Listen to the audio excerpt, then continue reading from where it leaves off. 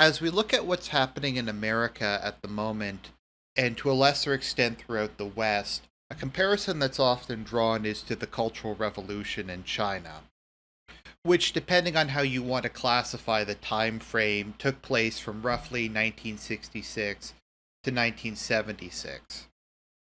And generally speaking, I'd say this was a very apt comparison because there are a lot of similarities between the two. There are also a couple differences, but I'd say on the whole they're more similar than they are different. Given how big this topic is, this series is going to consist of three parts. Part one, which we're going to cover now, is going to be the background of the Cultural Revolution. So we're going to talk about the end of the Chinese Civil War, the superpower program, the Great Leap Forward, Mao's semi-fall from power, and kind of just setting the stage of what was going on politically in China that led up to this. Part two is going to be about the ideological aims and the goals of the culture. And part three is going to be about the actual course of the Cultural Revolution, what its impact was, and the aftermath. So that being said, let's get into it. Now, given how long this topic is, rather than do some sort of upfront or grand comparison between what's happening today in America and the West and what happened during the Cultural Revolution, I'm just going to do it as we go through.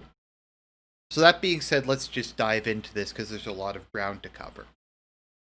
So China, the People's Republic of China was officially proclaimed in 1949 after Mao Zedong and the CCP officially won the Chinese Civil War and drove the KMT to Taiwan. This ended, depending on how you want to count it, about 40 years of revolution, civil war, and numerous changes in government that had left China completely and utterly devastated. I mean, keep in mind it went through the initial Chinese Revolution, it went through the warlord period, you had brief unity under the nationalists, you had like the Long March, the invasion of Japan. Things were just kind of a total mess when Mao came to power. I suppose the positive side of this is that the population was very pliant. At this point in time, they just kind of wanted peace. Everyone was tired of constant civil war, and they were just kind of willing to go along to get along, and hopefully return to their what would pass, I guess, for a normal life. Now, one would think that the goal after the Civil War would be to rebuild, to industrialize the country, to improve the working conditions and the living conditions of the lower classes of society, to try to make China into a unified modern country. If that's what you thought the goal was, you would be very wrong. Mao's initial goal was to make China a superpower, and it was even called the Superpower Program. He envisioned a trilateral world in which you'd have the Soviet Union, the United States, and China. Although it was kind of ambiguous as to whether China would be allied with the Soviet Union or not. We don't need to go into the Sino-Soviet split in this video, but basically we'll just say once Stalin died, Mao saw Khrushchev as his ideological enemy, and Russia and China became de facto enemies. At any rate, virtually all of China's money and production went towards the creation of nuclear weapons, nuclear submarines, ICBMs, aircraft, all the kind of things that would allow China, theoretically at least, to compete with the status and prestige of America and the Soviet Union on the global stage.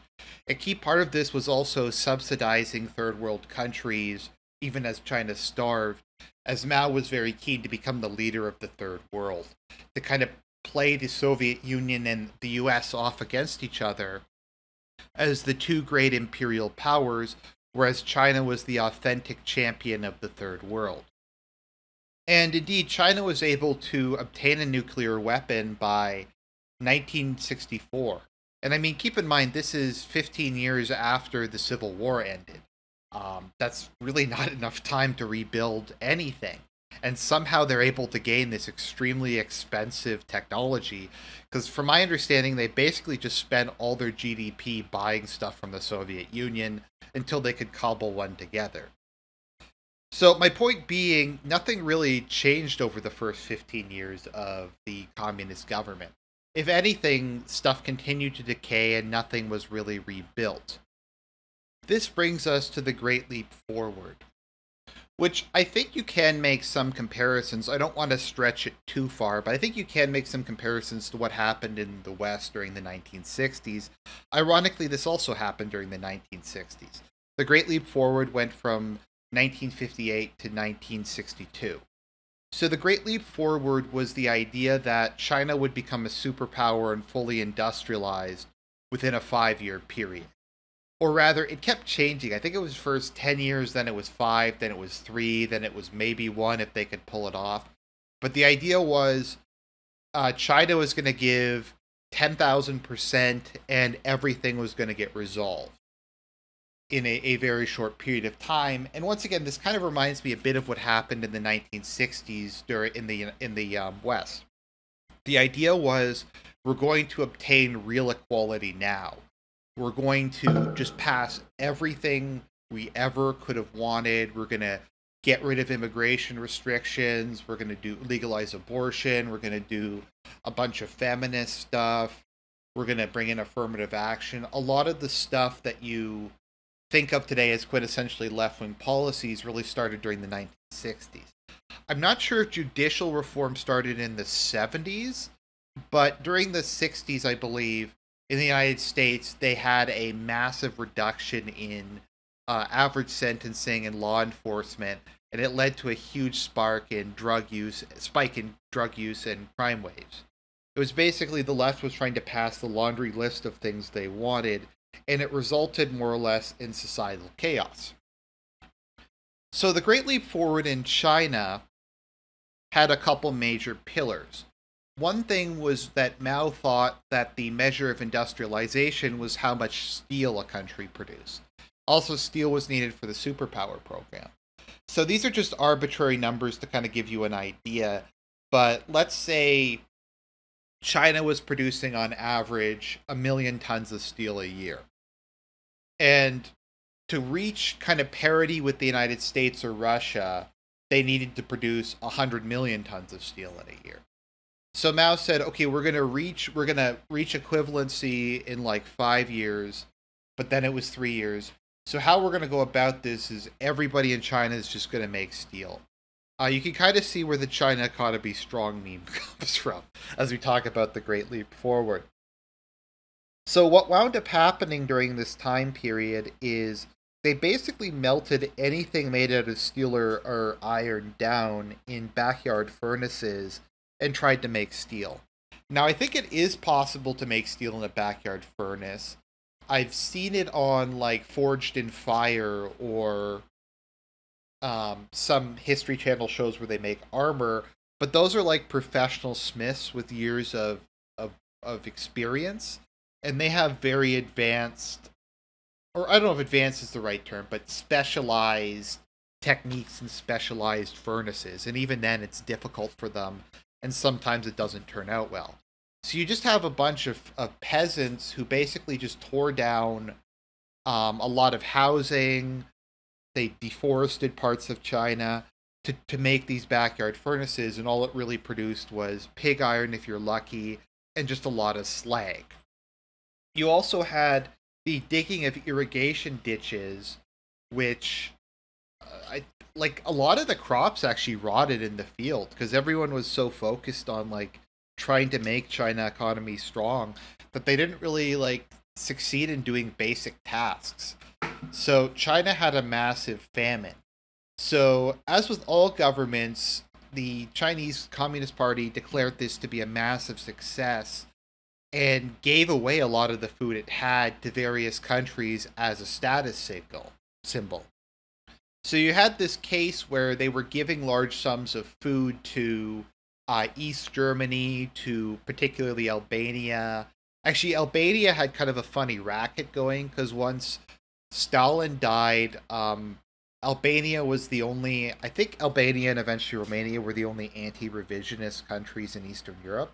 So Albania pledged loyalty to China as the leader of communism, and in exchange they basically extorted huge amounts of food and money from China. So while China was going through the Great Famine, they were exporting massive amounts of foodstuffs to East Germany, to Albania, to a bunch of African countries because it gave them prestige. And this kind of reminds us, I think, of the kind of status signaling initiatives we see today, where they try to take kind of the Christian idea of caring for your neighbor is meaning your neighbor isn't the people, your actual neighbor. They're not people in your city or your state or your country or your civilization. They're random people on the other side of the world, and you have to help them in the most public way possible, even if it's to the detriment of your own people. And we kind of see this with the whole Black Lives Matter thing and the COVID-19, because a lot of companies laid off huge quantities of staff, or they cut people's hours or cut people's pay. And these same companies are giving millions or tens of millions or hundreds of millions, I think in the case of Bank of America, billions of dollars to these causes. And so, like in this case, they're seeing charity and social betterment as not caring for the people who are in front of them, but as a way of status signaling and showing how generous they are. So I think that's kind of an interesting thing. And you also will have countries that are giving foreign aid to countries that have nuclear programs or space programs. So that kind of says something. Getting back to China, so what they wound up doing is they just massively faked what the crop yields were. In some cases, in a lot of cases, it produced crop yields that were physically impossible. Like it was impossible for an acre to produce the amount of rice that they claim it produced. And in some cases, it was like 10, 20, 100 times what it had been the previous year. So peasants in China had to pay taxes based on their yield. It was like a percentage of their yield. So let's say they had to pay 30% of their crops, and that was adjusted based on them producing 100 times more.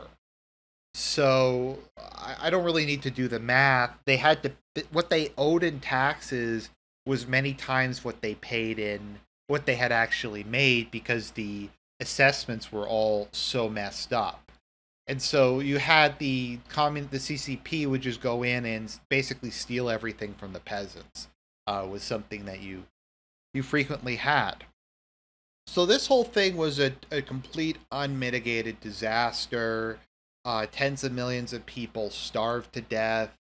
The country was descending into anarchy, and the economy was on the verge of total collapse. In the face of this, you had the 7,000 Cadre Conference, where the Communist Party finally stood up to Mao, and the moderates were able to end the Great Leap Forward. During this time, Mao lost a lot of prestige, a lot of power.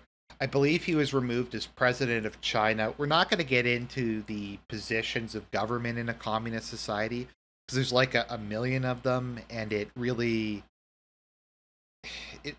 depends upon the time period. It's a bit like in Russia at the moment, or Russia's a prime ministerial or a presidential system, depending on what post Putin holds. But Mao had kind of been forced into semi-retirement. His plans of complete societal transformation lay in ruins. And the so-called moderate faction led by Deng Xiaoping and Zhou Enlai gain power. And once again, I think you can see a kind of a parallel here, where after kind of the 1960s, you did see the West swing back in the opposite direction a bit, and you kind of had an end of the radicalism, or at least a toning down of the radicalism, in favor of more moderate, pragmatic factions. Mao, however, was far from finished, and he almost immediately started to come up with plans on how to get revenge. He was going to regain absolute power, kill basically everybody who had tried to stop him, and he was going to carry out his full revolution. Something else to kind of bring up during the Great Leap Forward and kind of its aftermath is one of Mao's big goals was the destruction of traditional Chinese culture. There was at one point where he said we need to destroy like 90% of the monuments in Beijing. He told his chief architect, I want to see all these monuments removed and replaced by a city of smokestacks and stuff to that effect. And he encountered a lot of resistance from the Communist Party because no one really wanted to destroy traditional Chinese culture. This lack of cooperation, though, in the destruction of Chinese culture, combined with Mao's desire for revenge and his dream of building a real communist state, would culminate in the Cultural Revolution, which started just a couple years after the Great Leap Forward ended. So that's part one. Next time, we're going to talk about the ideological underpinnings of the Cultural Revolution. And we've talked about the background, but we're going to talk about how and why it was supposed to take, how and why kind of not the background, but what the ideological underpinning was and what the goals are. And then we'll finish in part three, where we'll talk about the actual course of the Cultural Revolution and the aftermath.